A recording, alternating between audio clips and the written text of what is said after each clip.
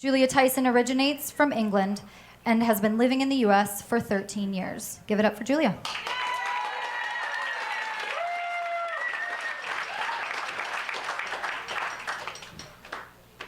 I say tomato and you say tomato. Yeah, that's good. That's a great start. Thank you.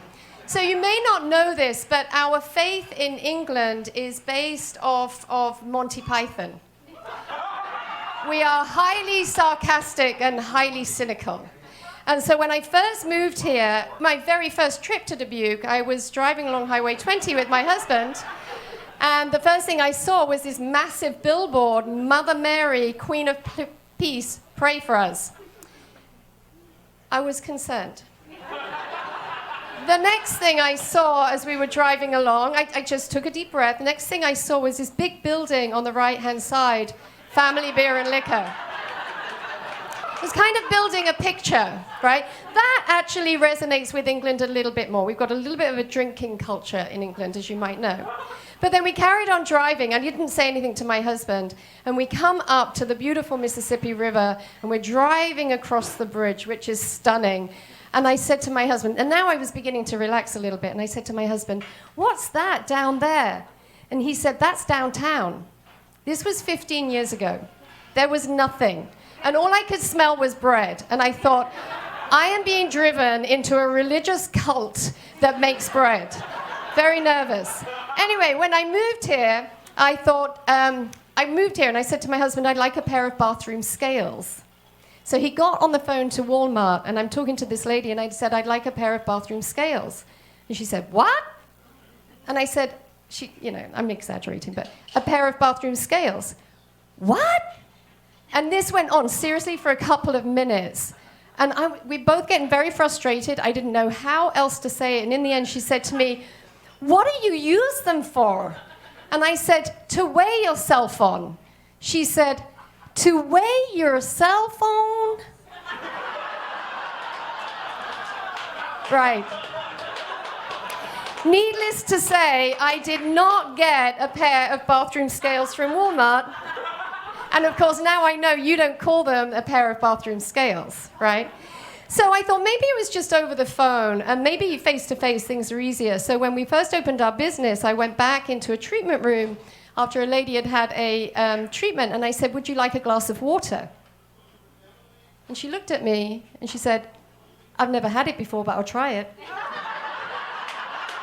And this poor woman, I think she thought that I was going to bring out this beautiful-looking cocktail in a lovely glass with straws and everything, but I brought the water over to her, and she said, "Oh, water!" Yeah, I'll still say water, right? But I thought, well, maybe it's like, let me see where I'm going next. Yeah, maybe this is just something that's out there and not at home. Now, bearing in mind, I came to live with Scott, and I had these two beautiful stepsons. This is not my stepson, but this is a picture of somebody that looks like my stepson. And as a step-parent, you know what it's like. You just want to be asked to do things, right? So one night, we're on our own, and he said, "I need help with my homework." Now, he and I, it took a little while for us to get together, and I'm like, "Babe," I thought, "this is great." I said, "This is easy. You go from 0 to 10. He's like, "I don't know what you're talking about." And I'm like, "It's really straightforward. If you go from 0 to 10, and we got very, very frustrated, and I'm thinking, Scott never told me that he had learning difficulties. He got very frustrated. I got very frustrated. Needless to say, he never asked me to help him with his homework again. He's actually doing really well at the University of Iowa. I did not scar him, and we have a very good relationship now. Yeah, thank you. So moving on. In England, we call this a car park because you park your car there, right? And so sometimes when people will call to our business and I'd say, "Hey, there's a car park at the front and a car park at the back," and I'd hear a pause, like just translating, right? So yeah, this is a car park, and you call it a parking lot, right? And we call this a boot, and you call it a trunk, right? Never understood that either. And in England, we have car boot sales, right? So when I first moved here, and moved in with Scott. I wanted to clear out his entire house, as you do, right? So I said, babe, let's have a car boot sale. In England, we have car boot sales in car parks, right? That's what you do. That was the first time I heard about garage sales. And it went really well. His ex-wife came along as well. It was all good. It was great. Really good. Yeah. And so the other thing that I'd like to talk about is the weather. I came here with no snow boots, no warm jackets. Quite amazing.